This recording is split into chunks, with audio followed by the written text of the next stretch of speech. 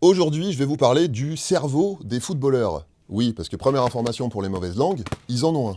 Il est même mis à rude épreuve à tel point qu'ils auraient 3,5 fois plus de risques de développer des maladies comme Alzheimer, Parkinson ou des formes de démence. Ça montrait même à 4 voire 5 fois plus de risques chez les défenseurs, raison invoquée, ils font plus de tête. Il y a une étude de l'université de Glasgow qui est sortie en 2019 qui a démontré que les joueurs de foot avaient plus de risques de développer des maladies neurodégénératives que les autres, sans pour autant à l'époque incriminer directement le jeu de tête. C'est une nouvelle étude américaine cette fois publiée en septembre 2025 qui a démontré que plus les joueurs jouent de la tête, plus la zone de leur cerveau directement située derrière leur front est endommagée. Alors, est-ce que le problème vient vraiment de là ? Ce qu'on appelle le lien de causalité doit être encore établi à coup sûr, mais il y a quand même beaucoup de pistes qui pointent dans cette direction. On sait depuis longtemps que les coups répétés sur la tête des sportifs, ça va avec ce genre de maladie. Au début, on parlait de dementia pugilistica, la folie du boxeur, et on a tous et toutes en tête des images de Mohamed Ali sévèrement atteint par la maladie de Parkinson. Mais récemment, c'est le rugbyman Sébastien Chabal qui a annoncé qu'il ne se souvenait plus d'une seule seconde des matchs qu'il avait joués dans sa carrière. Mon corps et ma tête me disent qu'il faut que j'arrête.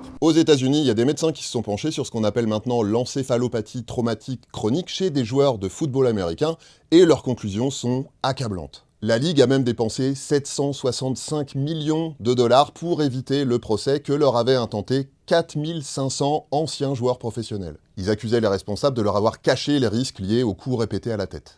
Alors, qu'est-ce qu'on peut faire ? Suivant les sports, il y a ce qu'on appelle des protocoles commotion qui ont été mis en place. Il y a les protections comme les casques, par exemple, qui ont été améliorés sans pour autant être rendus obligatoires. Et pour revenir au foot, en France, l'ancien défenseur des Bleus, Raphaël Varane, a récemment pris la parole sur le sujet. Je comprends pas en fait pourquoi ça avance si lentement. Il milite notamment pour l'interdiction du jeu de tête chez les enfants et pour sa limitation à l'entraînement chez les adultes. Mais à moins de l'interdire complètement, les risques vont perdurer.